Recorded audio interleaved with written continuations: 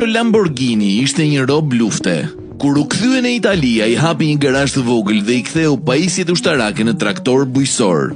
Sipërmarrja e tij në atë kohë shndroi Ferruccion në një milioner dhe më vonë në shpiksin e makinës sportive luksoze më të përfolur, Lamborghinin.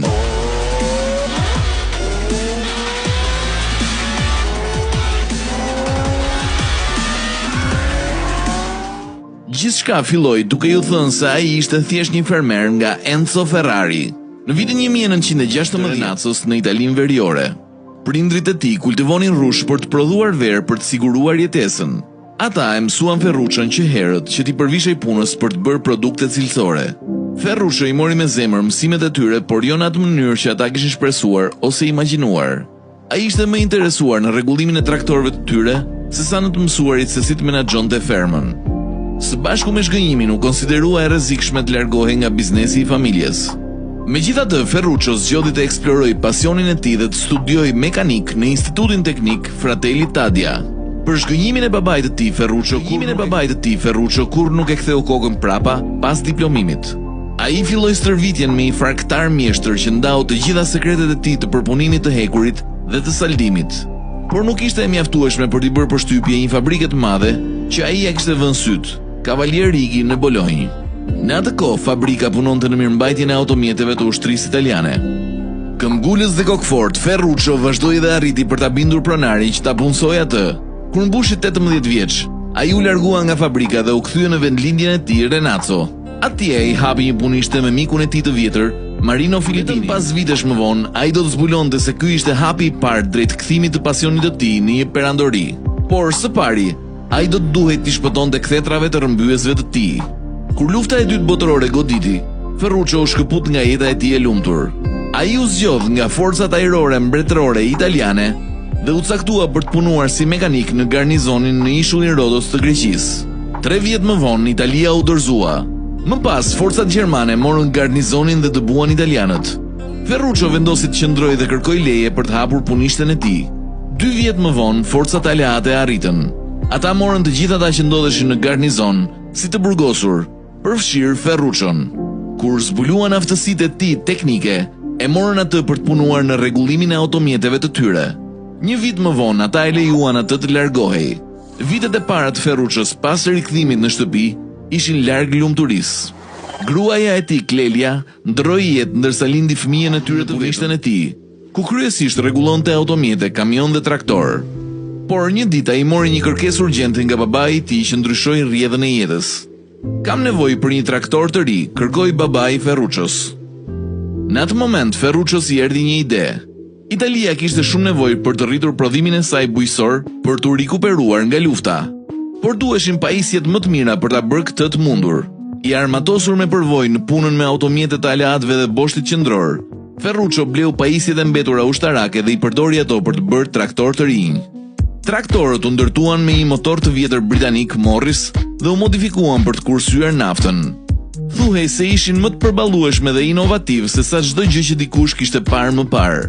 Më vonë Ferruccio filloi një kompani të re të quajtur Lamborghini Tractors. Sa traktorët e tij ishin shumë të kërkuar, ai kishte nevojë për më shumë kapital për prodhim. Kështu babai I tij e përdori fermën e tij si kolateral për një kredi. Rreziku që Ferruccio dhe babai I tij ndërmorën u pagua në më shumë mënyra se sa të dy ata mund ta kishin imagjinuar. Menjëherë pas kësaj, kompania u bë një nga prodhuesit më të mëdhenj të këtij lloji në Itali.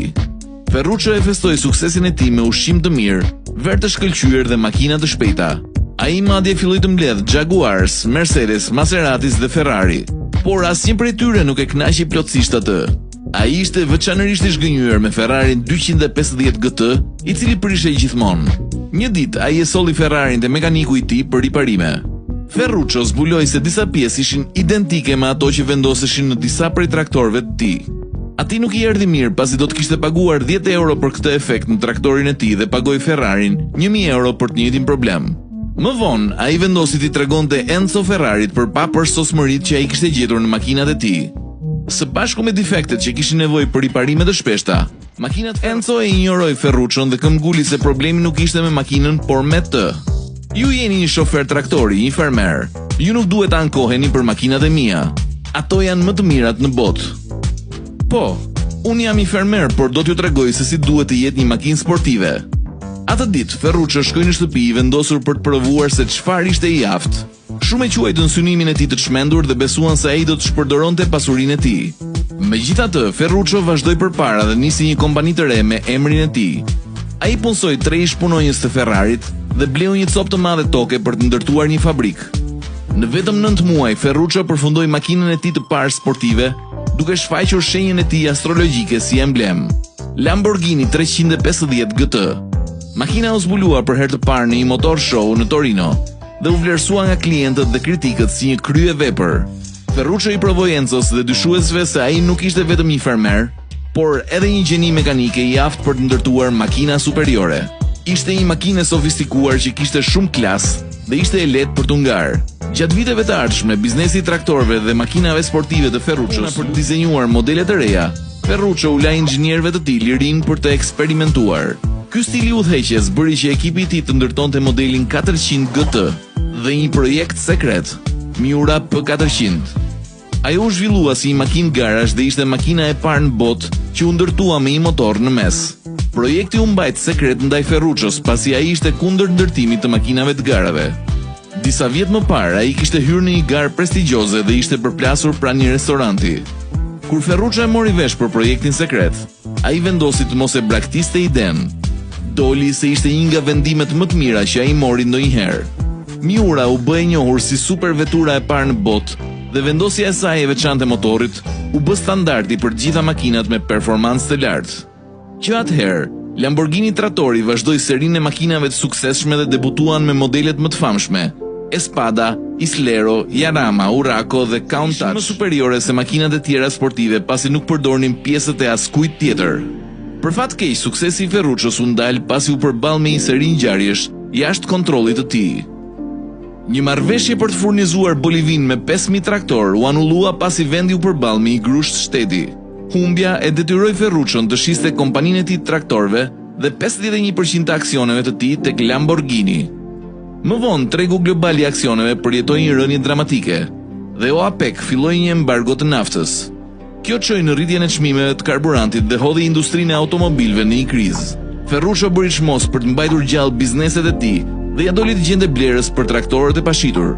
Megjithatë, ai vendosi të tërhiqej herët dhe shiti edhe 49% e mbetur të aksioneve të tij të Lamborghinit. Ndërkohë, pronarët e rinj të Lamborghinit u përpoqën për ta ringjallur markën, por nuk ja arritën. Pas kësaj, kompania u detyrua të likuidohej. Disa vjet më vonë, qeveria italiane e shiti atë për $3 milion tek 2 miliarderët francezë, të cilët më vonë e shitën tek Chrysler. Chrysler bëri plane për të importuar markën në Shtetet e Bashkuara të Amerikës, por nuk arriti të dilte me fitim.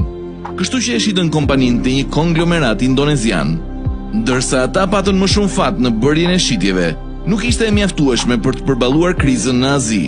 Në atë moment, Audi e bleu kompaninë dhe kuptoi nevojën për një vëmendje të madhe ndaj proceseve dhe cilësisë së produktit. Në udhëheqjen e tyre, Lamborghini ishte në gjendje të përballonte sfidat e shekullit të 21-t dhe të marrë përsëri vendin e tij në treg. Kjo është historia se si një fermer dhe rob lufte e ktheu biznesin e tij të traktorëve në një perandori të makinave sportive.